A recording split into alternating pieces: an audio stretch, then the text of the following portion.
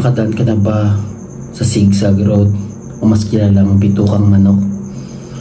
Narinig mo na ba ang mga kwentong kababalaghan doon? Hi guys, this is me again, NBiz, and welcome back to my channel. And kung mahilig ka sa mga kwentong horror, mystery, and urban legend na i-deliver in a story format, nasa tamang channel ka. Kaya huwag mo kalimutan mag-like and subscribe para updated ka sa mga bago nating episode. Kaya kung mahilig ka sa mga kwentong nakakatakot, tara, sabay-sabay tayong matakot.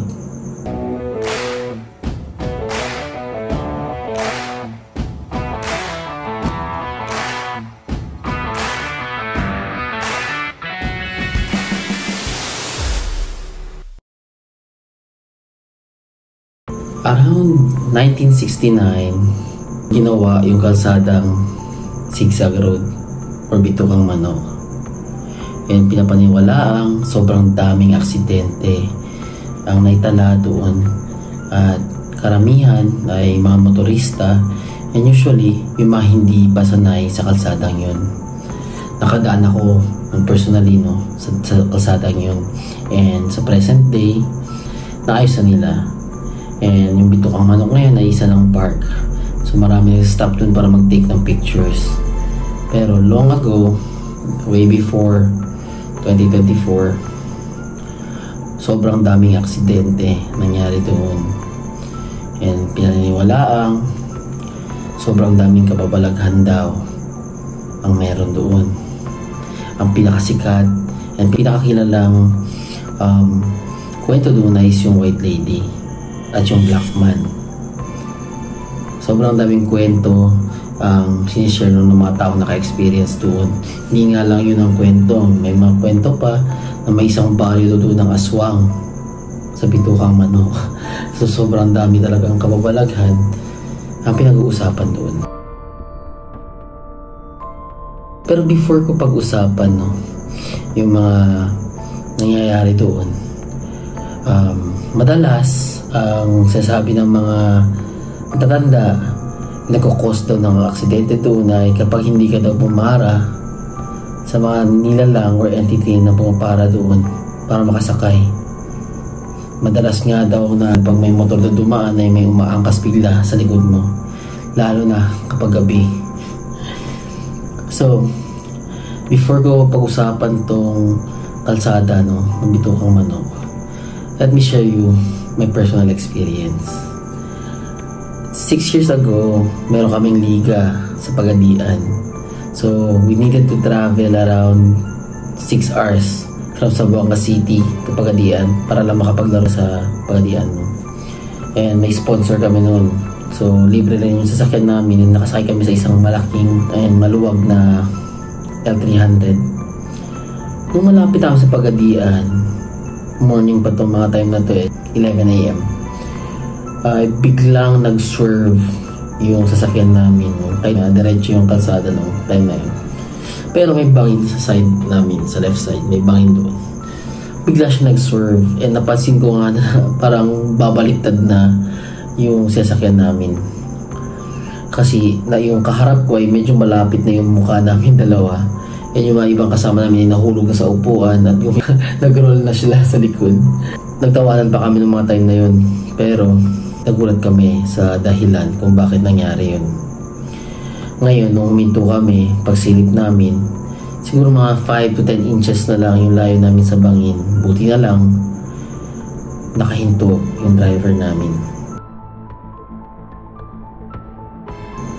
Ngayon, nagalit yung may-ari, yung sponsor namin. Dahil tinanong niya kung anong nangyari, ba't siya biglang lumiko or parang biglang may iniwasan. Walang kahit sino sa kalsada noong mga time na yun. Sabi niya, "Sir, may biglang tumawid na babae na nakaputi." Sabi sa kanya ng may-ari, walang tao sa kalsada noong mga time na yun. Doon muntikan kaming maaksidente at who knows, diba, kung nahulog kami sa bangin, kung baka survive pa kami. So ngayon, punta tayo sa kwento ng Bitukang Manok.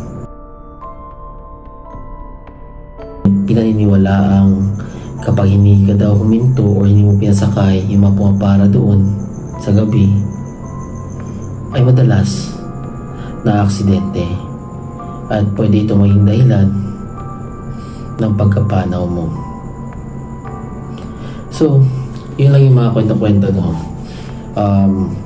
Ako, I believe na yung mga aksidente na nangyayari doon is natural. Kasi nung dumaan ako doon, sobrang delikado talaga ng daan. Kasi yung liko niya parang sobrang hirap pag walang mag-guide, lalo sa gabi, for sure. Ma-aksidente ka talaga, lalo pag pababa ka na. So, sa umaga okay naman kasi sa ngayon, pag dumaan ka doon, maraming tao doon nag-aabang, may hawak sila na green flag or red flag kung pwede kang dumaan.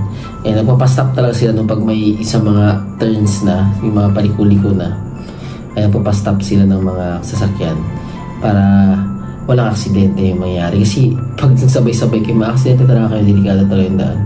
And madalas marami nasusunugan ng preno doon, sobrang tarik din.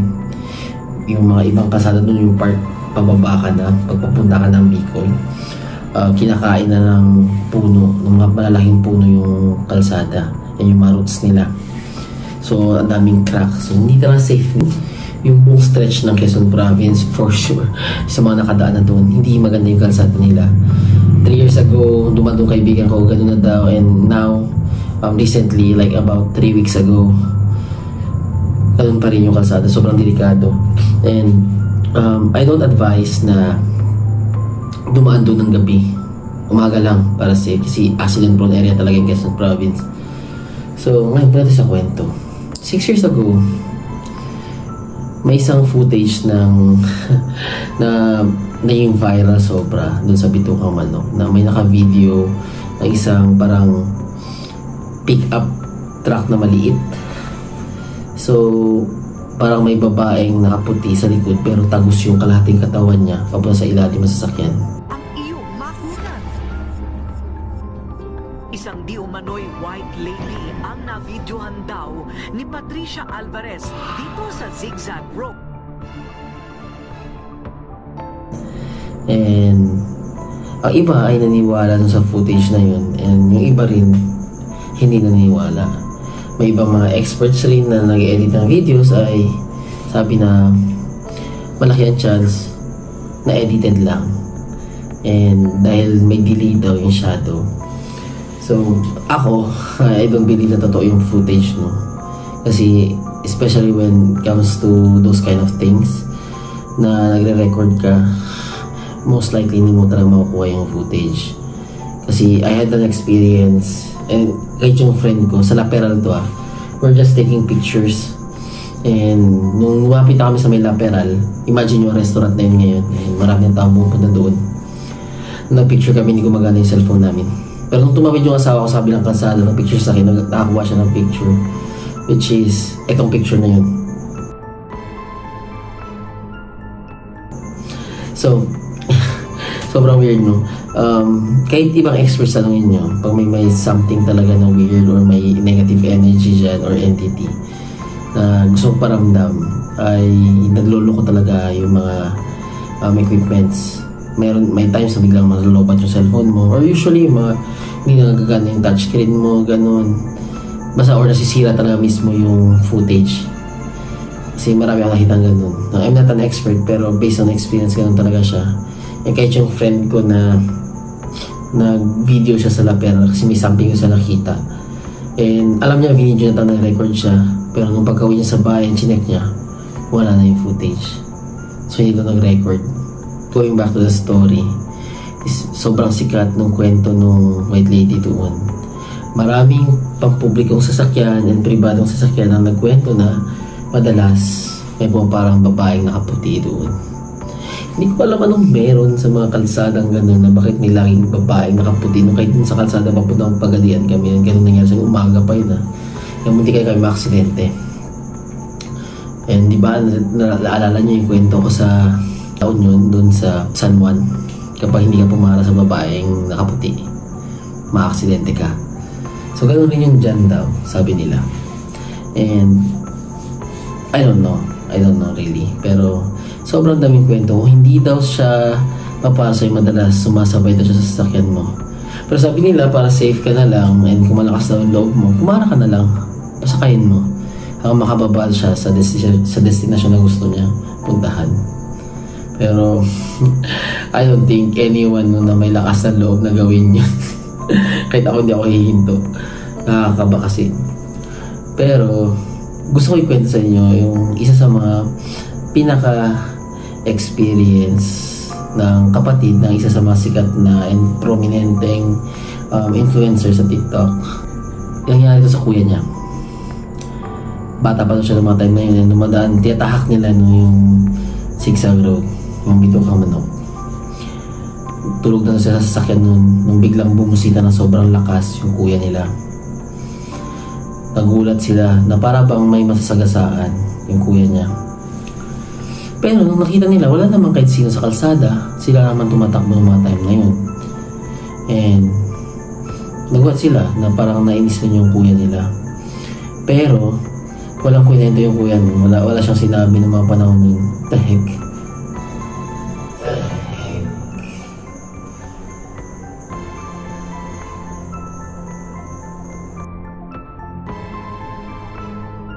Fluctuate yung kita niyo yun?